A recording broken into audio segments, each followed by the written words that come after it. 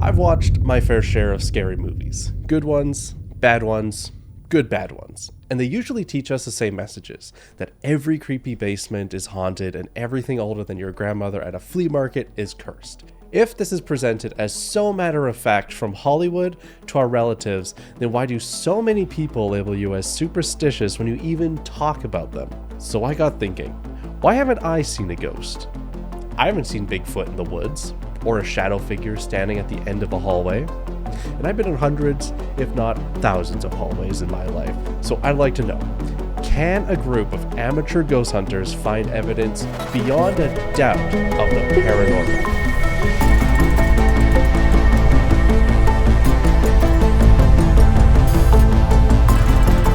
Welcome to Phantom Rivers, where we dig a little bit deeper and investigate strange stories and legends. This season, we'll be looking into haunted tales from Prince George, a city located in the center of British Columbia. The city of Prince George's origins can be traced back to a fur trading post founded in 1807 by Simon Fraser on the traditional Clately-Tenay territory. With a population of 82,000 people, trails to bike, and scenic lakes to paddle in all directions, you wouldn't think that it's much different from any other northern town on the highways. At least nothing paranormal. Growing up in Prince George, I've heard some ghost stories throughout my entire life. Now, I am by no means a professional paranormal investigator, so to start this journey, I'll need to know the skills needed to investigate a location and the gear needed for such a task. So it only makes sense to kick this off by talking to a team of pros. This group has been called to investigate suspected paranormal phenomena in cities all across British Columbia, Alberta, and Saskatchewan. And they call themselves the Haunted Crew of Canada. All right, so I'm joined here with the Haunted Crew of Canada. Could you tell me your names and a little bit about what you guys do? My name is Mike, and you are? I am Jeff. Welcome, Mike and Jeff. Thank you. Yeah, we're the Haunted Crew of Canada, and we investigate all things paranormal all through Canada, the United States. We've been down to Washington, Oregon, Alberta, BC. Wherever there's ghosts, we'll go.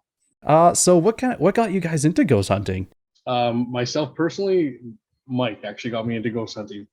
I was back home in BC. I was in university for computer information systems. Mike needed some help with some audio. Thought I might be able to help him out. And that was back in, that was a long time ago, 2013, roughly. And he asked if I would be able to give him a hand. I said, sure, what could it hurt? I mean, kind of curious about this. So started listening to things and started hearing things that shouldn't be there. And I'm like, oh, I am very intrigued.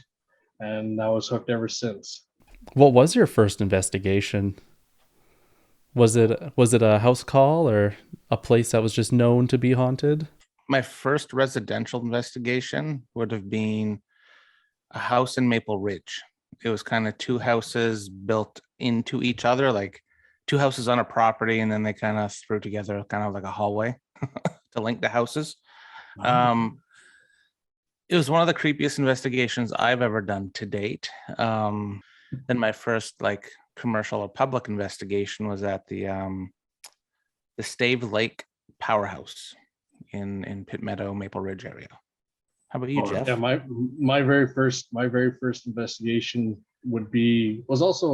it was a private investigation plus public investigation. We were hosting a fundraiser, actually. We did our private investigation first, and that was my very first time. That was in Merritt, BC, at a place called the Bailey House. And it was quite eye-opening because going in, you're kind of like, okay, I don't really expect anything to really happen. It's not going to happen to me. And you get there and all of a sudden things are going off around you and you're like, oh my goodness, this is so weird and real. And then you have to kind of collect yourself and host people the next day and to take people through the house that you're just terrified to be in. So it was quite eye-opening. And it definitely, it gets you hooked. It really draws you in. Bit of an adrenaline rush on these. Absolutely. Absolutely. Do you often come across paranormal activity on most hunts, or is it kind of a rare thing that you found pops up? For me, I view it like fishing. That's the best analogy to use on people Yeah. who aren't into ghost hunting to kind of explain it. You go on that lake, you can't keep fish off your hook, but then the next day, nothing. Then the next day, maybe one or two.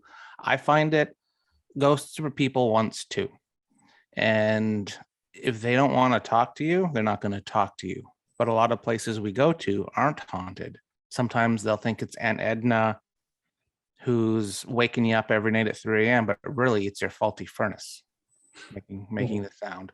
So that's one thing we do. We not everything's a ghost, and we're not scared to tell people that. We give people no BS like results.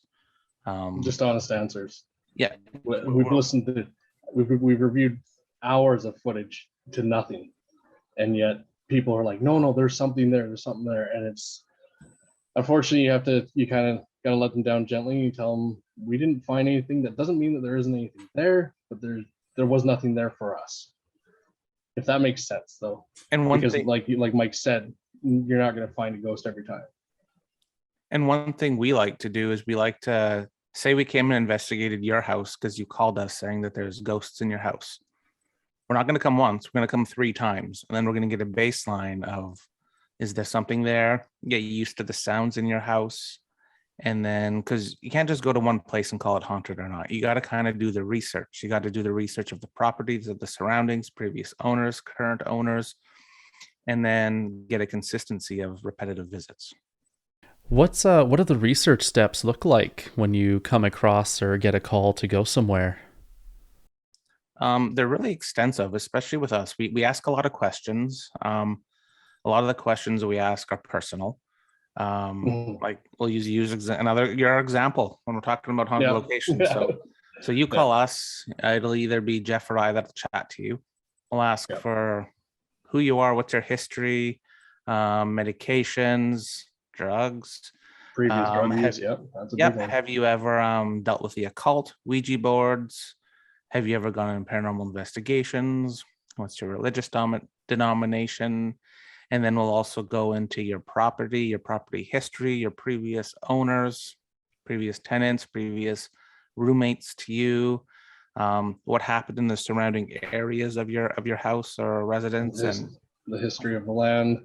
Yeah, so much more to it than just going into to bust the ghost. You've mentioned before a couple of your ghost hunts, but what's your favorite ghost hunt up to date? I have a 3-way tie. Okay. Number 1 would be the SS Sycamoose in Penticton. Yes. Okay. Paddle wheel boat. We were doing a investigation there one night, and I was still newish to doing the historic places. This was quite a while, like years ago. I was still very skeptical of you can't see ghosts, but I've heard the EVPs. I've experienced some things, but I still kind of had the hard head about it.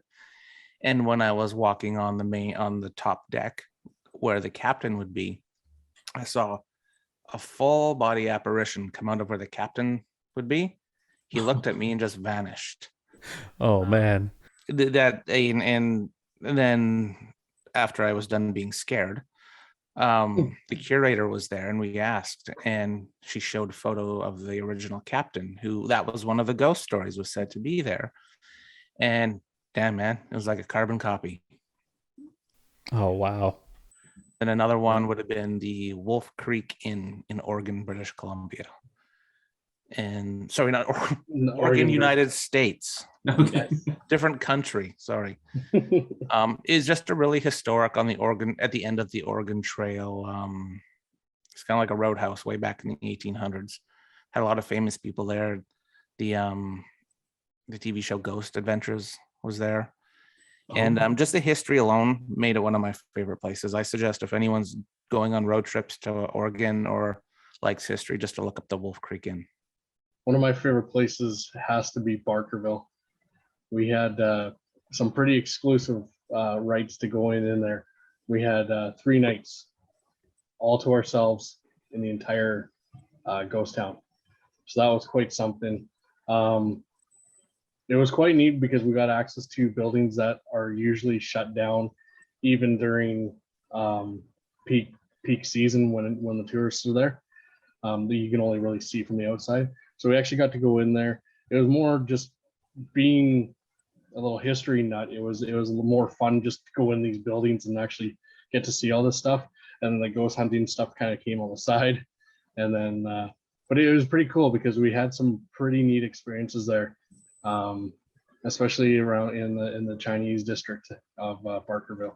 That is one place that when I've mentioned to a few people around my town that this is what I'm doing, most people have been like, you gotta check out Barkerville. You gotta go there. You gotta talk to them. The graveyard, there's a Cottonwood Roadhouse on the way to Barkerville. There's Barkerville, obviously, itself. There's the courthouse up the road from Barkerville too. It's probably one of the best places in British Columbia for history alone. And the wonderful people there that keep it together and keep it going and make it look how it does. It's probably one of my favorite destinations in the world. So that's fantastic. Actually, you just took your daughter there last summer too. I did. Just for vacation. Yep. So much she likes it. Have you ever been really frightened in a ghost hunt? Has anything like really stood out to you in a specific event? Yeah, we both have an interesting story. Do you want to go ahead or do you want me to go first? We're going back to Barkerville for this story. 2015, I was investigating with a team up there, and we were in one of the older buildings, and he was walking through, and typical ghost hunting, usually a tell that there may be paranormal activity is temperature spike down, like it gets colder. And they say you feel cobwebs. And our investigator at the time, he felt the temperature go down. I was filming him, like I had a camera on him. And then he was like, oh my God, I just walked through cobwebs. And then all of a sudden he swears every word in the swear word book and runs out of this building like a bat out of hell. And this was in late March, so there's still snow. It's cold up there for us lower mainlanders. Nope, usually it's still too cold. So he's ripping off all of his layers and his jackets and all that sort of stuff, and he had 3 scratches on his back that were, when you scratch yourself on like a berry bush or something like that, and you see the initial line and then the red raising above around the line. 3 of them on his back, and they were probably about 8 to 9 inches long. Oh man. Oh, that is creepy. It was horrible to watch, because then we're like, well, did we keep investigating tonight? Who did we make annoyed? But no, we brushed ourselves off, went and had a coffee and went back at it. But that sticks to my mind hard. That was because everyone thinks ghost hunting's fun and cool, which it is. It's very fun and cool. And however, you don't know who you're dealing with. There's no caller ID to who you're talking to. So if you're not being overly friendly to people and just being like, come at me, bro, come talk to us, that's not the right way to do it. You're going to get a response of a normal person annoyed, right? Yeah. My terrifying experience, which I probably will never forget a day in my life, actually happened in Merritt, BC. I was with Mike and our group here, and we were in the top part of a house here in a room classified as a woman's room. So in there was myself, Mike, and 3 other investigators, sorry. And as we were standing there, we're asking questions, we're being very quiet, and Mike starts coughing. And we're kind of looking at Mike like, okay, chill it out here. We're trying to get stuff, right?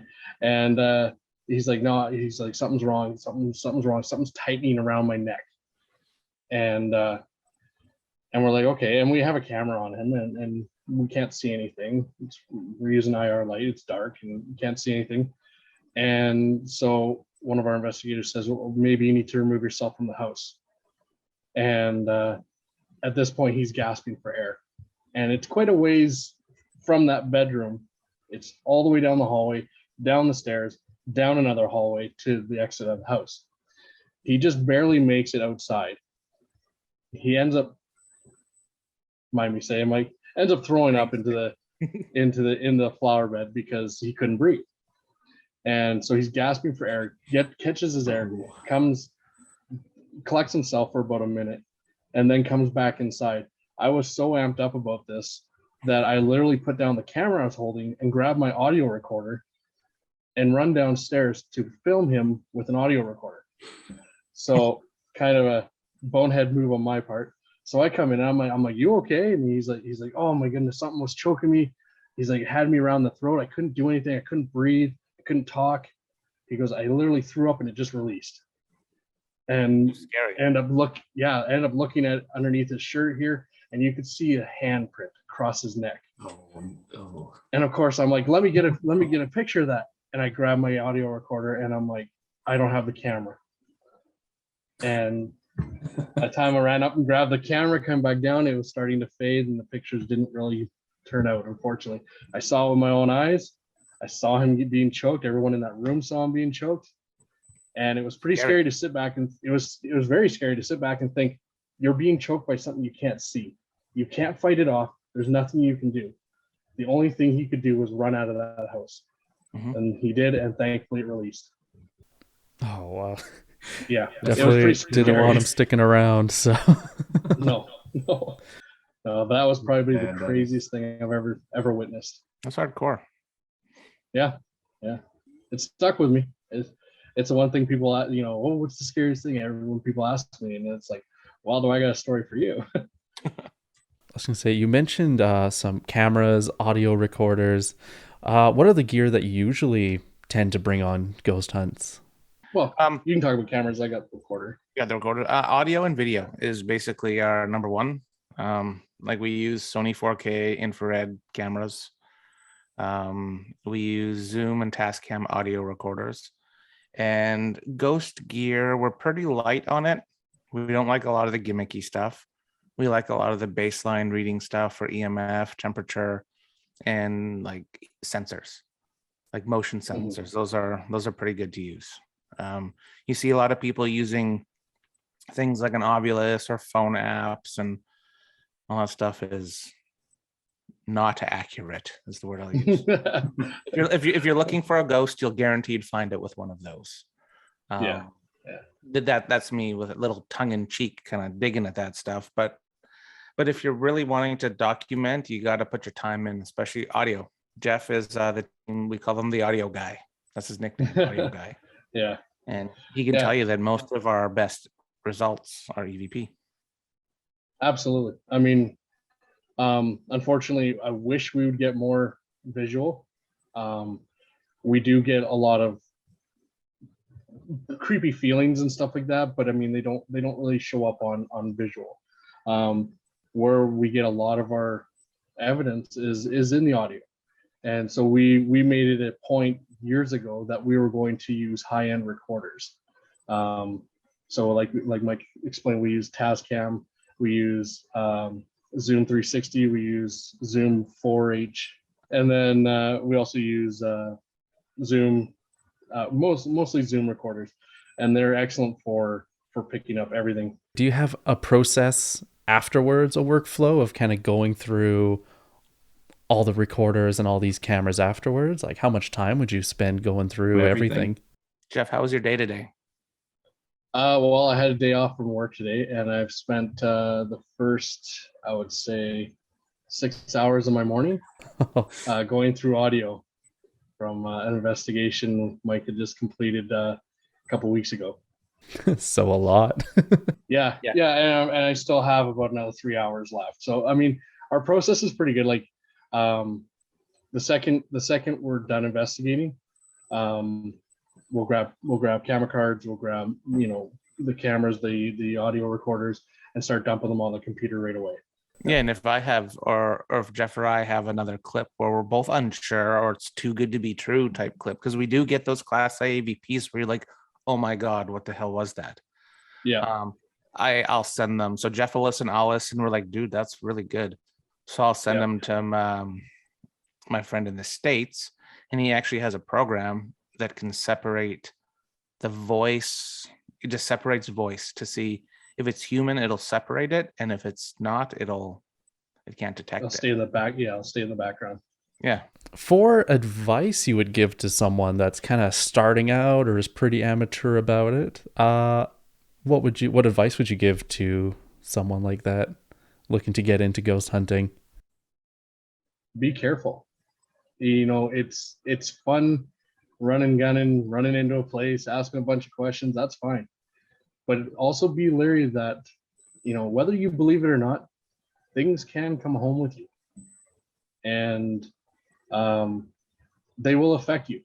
They will affect you, and you may not even notice it. Someone else might notice it. Mm-hmm. But yeah, I would say be protected. Go in protected, come out protected, but have fun at the same time. Don't take it too serious. Be respectful. Please be respectful. That's another big thing. Because you make everybody look bad if you're not. That's the advice I'd give to be respectful. Always ask for permission. Never break the law. Never trespass. Reach out to teams in your area, not just one. Reach out to a few of them, and get kind of a general consensus of what your groove would be when investigating. No one knows everything. Everyone asks questions. We're learning daily of different techniques, different things about the field, and just ask lots of questions. Reach out to Jeff or I with Haunted Crew, and we'll answer anything for you. Absolutely. Or other teams too, just to get that general, well, this is how they do it, this is how they do it, but I'm going to try it this way, a hybrid version of how they do it. It all works out. You mentioned protection to go in and out. Do you have any rituals at the end of hunts you have to make sure nothing like that happens to you? We sage. We use sage, like a sage sweetgrass blend. I'm Métis, so I really love my culture, and so I really believe in that. It's close to my heart. Some other people are religious. Some other people use stones, like gemstones, and it's all in your preference of what you feel protects you. Yeah, I personally do the sage as well. Just I've seen it with my own eyes that it works, and don't ruin a good thing, right? So I've heard a few sage stories of people having trouble in their apartments and then using sage and no issues. They'll still have something come up once in a while, but anything that was malicious seemed to stop there. So it's all about the intent and what you believe in that can protect you as well. If you believe that sage is going to protect you, it's going to protect you, but you have to follow through with your believing. And that's one thing when we go in investigations, we'll help people cleanse, we'll help people sage, whatever makes them feel better when we leave. We don't just leave the clients. There's aftercare to this too. But if we feel that our saging or salt or whatever people want to do doesn't work, then we have no problem saying, well, you can call so-and-so or you can call these guys and they can help you too. Because at the end of the day, we want people to be safe and feel cleansed and clear. Yeah, we had a place in Abbotsford, BC, that we went there, and we were there. We did our 3 times there, and finally we asked, what's the outcome that you're hoping for, and they wanted us to cleanse the house. So we went through the best of our knowledge and did the cleansing the way we have always done. And I think it was about 2.5 weeks later, they said, "Oh, activity's starting to pick up again." So obviously they're saying, "Well, it didn't work. Can you come out and do it again?" And we said, "Okay, we'll do it again." So we did it again. And then about a week after that, she's like, "No, still didn't work. There's still something going on." And so we said, "Okay, we think it's time for you to get a hold of, what's your denomination? Do you have a denomination? Maybe that's the route to go." And they ended up reaching out to their local church, and they had someone come out and bless the house. And we haven't heard anything back, so we would assume that it worked. Yeah, I think that's a good way to look at it. It really comes down to the power of the mind. Like Mike said, it comes down to your personal belief. And if you see someone doing something that you don't personally believe in, you're not going to really give it a time of day. So if you see something that you believe in, then you're going to be like, okay, this is going to work 100%. And it's just that positive energy as well being thrust into that place. Do you think it could work in kind of the opposite way, where if someone doesn't believe in any of this, are they less likely to maybe have activity start up in the first place? That's actually a really good question. Yeah. I think maybe the activity might be there, but they might be, I don't want to say dumb, but they're dumbfounded to it. They'll always come up with an explanation of why. If they, it's a car. Yeah, exactly. The house is settling. The house is settling. We hear that all the time. Well, it's just the house settling. It's like, well, the house doesn't settle, your door's closed or open from a closed latch spot, you know? So I think if you're that stubborn to believing, if you're that close to it, you will never experience it. Anything you'd like people to know about ghost huntings, just for the general population?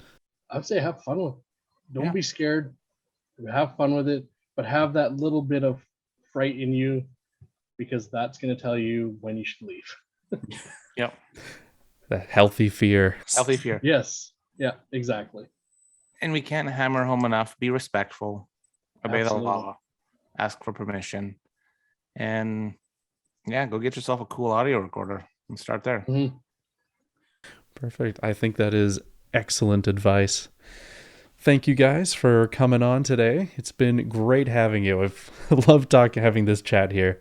Yeah, we loved it too. No problem. Anytime. It was fun. All right. I'll see you around. We would like to give a huge thanks to Mike and Jeff from the Haunted Crew of Canada. They were a wealth of knowledge, and the information they provided is going to be invaluable moving forward with our goal of capturing evidence of the paranormal. We not only went over the gear needed and the strategies used while investigating, but also the importance for respect of the location and the possible entities residing within. We will without a doubt use this information on our upcoming ghost hunt. Join us, where on the next episode we go on a hunt at the Sisters Rock and Gem, a potentially haunted location right smack dab in the middle of Prince George. I'm Daniel Soros, and this is Phantom Rivers.